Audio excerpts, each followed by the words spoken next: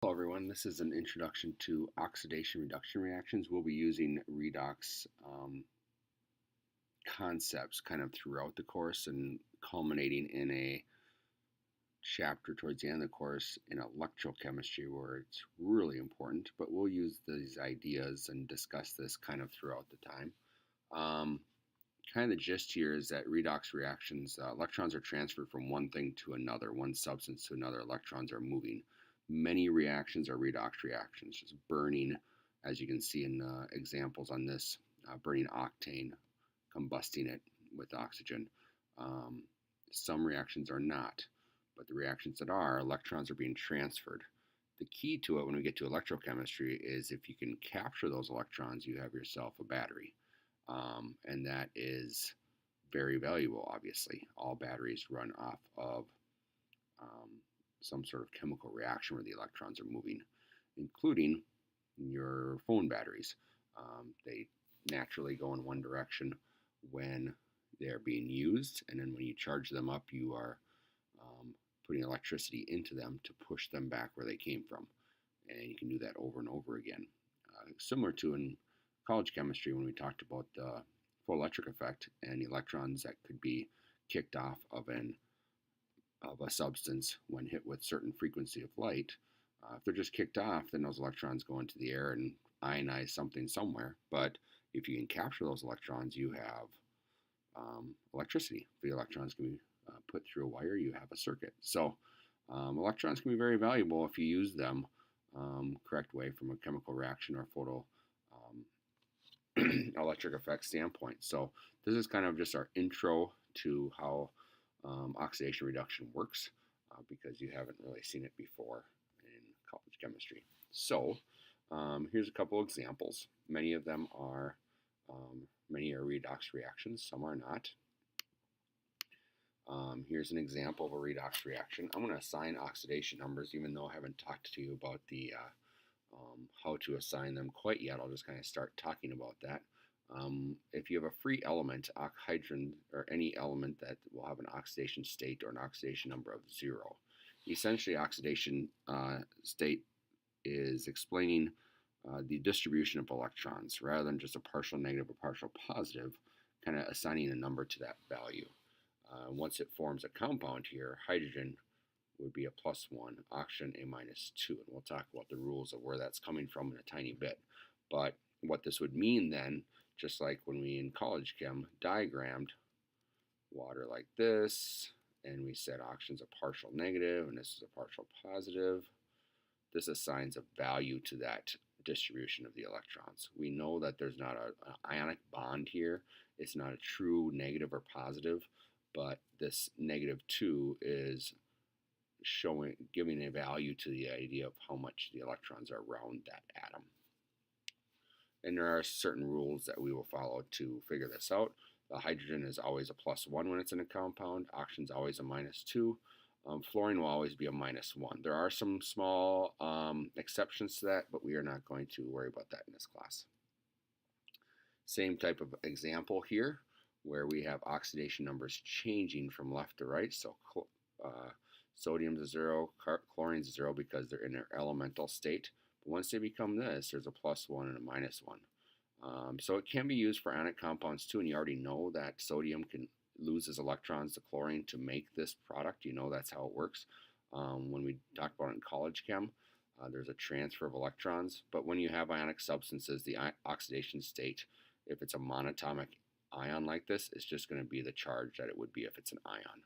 Oxidation numbers are used a little bit more in molecules and polyatomic ions typically, but you definitely can apply it to any type of substance.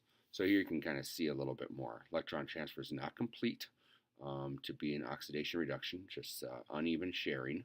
So in the case of hydrogen and chlorine, there's no uneven sharing at all, but once we get something like HCl, it would be uneven, and we'd assign a value to that uneven sharing and where the electrons truly are.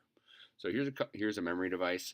Some people use oil rig as a memory device as far as what it means to be oxidized or reduced. So if a substance loses electrons during the process of chemical reaction, that is considered to be an oxidized substance, loses electrons. So it loses electrons, oxidized. If it gains electrons, it is reduced. So we follow the substance. So for instance, this is a 0, here it's a +1. To go to a more positive value, it must have lost an electron. Here this is a 0, this is a -1. To go more negative value, it must have gained an electron. So that's why sodium would be oxidized and chlorine reduced. So oxidation state, oxidation number are the same thing. So even though they look like ion charges, they really are not. Like it says here, they're imaginary charges.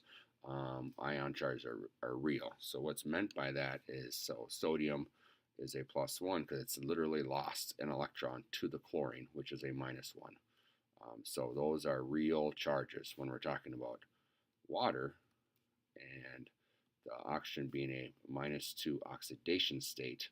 It's not actually its charge of the ion. It is not an ion when it's in a molecule, but it just shows the distribution, and then we can follow where the electrons are flowing from where to where during a chemical reaction.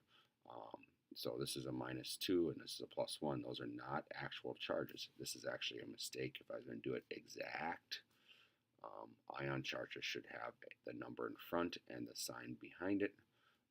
Officially, oxidation number officially have the negative or positive sign in front. Not too huge of a deal either way, but that is the official how it works. So here are some rules that we're going to follow. Free elements, we've kind of seen this one already, are always 0, no matter what. If you have monatomic charges, talked about that already. They are the charges that they would be as an ion. If it's a compound, they will add up to 0. So what does that mean? So water here, as I've shown you a few times, oxygen's a -2. Each of the hydrogens are +1, so notice how they all add up to 0. Every compound, the oxidation numbers will all add up to 0. If we look at some more rules, if you have an ion, so here we're talking about NO3. I'll write it down here, NO3, the -1 charge, or 1-, I guess officially. Each of the oxygens are a -2. There's 3 of them, so there's a -6 from the oxygens. For that, what's going to happen is all the oxidation numbers together are going to equal the charge of the ion, not 0 if it's a polyatomic ion. Again, what does this mean? It means the oxygen is more electronegative, yes, but has the electrons around it more than the nitrogen, and assigns a value to how much those electrons are around the atoms. It doesn't mean that nitrogen has a +5 charge as an ion. These are covalently bonded, but it does show where the electrons are compared to each other. Group 1 metals are always a charge. This goes back to if they're an ion. Group 2 metals +2, if they're an ion, they just have the same oxidation numbers as they would if they were an ion. Kind of talked about these already. These 3 are key. These 3, knowing the Hall of Fame atoms, can get you to knowing a lot of the other ones. Because if you know these atoms, and then you know that compounds always add up to 0, and ions always add up to the charge of the ion, can be very helpful to know those 3 atoms. So those 3 atoms will drive a lot of our examples. So I'll do the first one with you, but I would like you to pause the video and try the next ones after that. So oxygen's always a -2, that's a for sure. This is a monatomic ion, so that's a +1. So what I like to do is just kind of think about, okay, what do they all add up to? If I asked you the oxidation number of oxygen, you'd say -2, not -14, but the 7 oxygens add up to -14. So for all of them to add up to 0, this must be a +12. So each chromium must be a +6 in this situation. So overall, if you had the substance, the electrons be around the oxygen the most, the chromium the least, and then potassium in between that, because this is the most positive value, the electrons be around it the least. So pause the video and try these last 4 on this sheet. All right, now that you're back, I'm going to go through them real quick. So CO3 -2. Each of these are -2 for a total -6. So that means this must be a +4. So all of them added together equal -2. Manganese oxide. Again, the oxygen's -2. The manganese must be a +4 because all of them together are going to equal 0. PCl5 actually is a rule we haven't talked about yet. We need to go through that real quick. The more electronegative atom is going to get the charge it would if it were an ion. So chlorine is more electronegative, that becomes a -1. There's 5 of them for a -5, so the phosphorus would have to be a +5. And then the last one, fluorine's -1, as it always is, and then sulfur would be a +4. So just a few more things here about oxidation reduction before you do some more practice on your own. We've kind of talked about these things a little bit already, but if we're going to identify oxygen, or here carbon going from 0 to a +4, that would mean it's being oxidized. The sulfur is gaining electrons, so it's reduced. So that Leo goes Gur can be a very helpful memory device to understand how this is working. Also, the things that causes the reduction in a reaction is called the reducing agents. So here, the sodium is being oxidized, so it's causing the reduction of Cl2, so that's why sodium is be called the reducing agent. All right, a little bit more here. One more example for you to try and give it a whirl before you do more problems beyond this. So press pause and try right now. You want to put the oxidation numbers of all of them and then try to figure out what's being reduced and what's the oxidizing agent, what's the reducing agent. Press pause and try it. And come back. And here we go. I'm going to go through it real quick. This is a 0 because it's a free element. This is a +1. This is a -1. So hydrogen's always a +1 in a compound. This is a +2 because it's this charge in this ionic compound. Each of these are -1. This is a 0. So I'd look at what's changing. The hydrogen's going from a +1 to a 0. That means it's gaining electrons. So that means that hydrogen is being reduced. It is being reduced.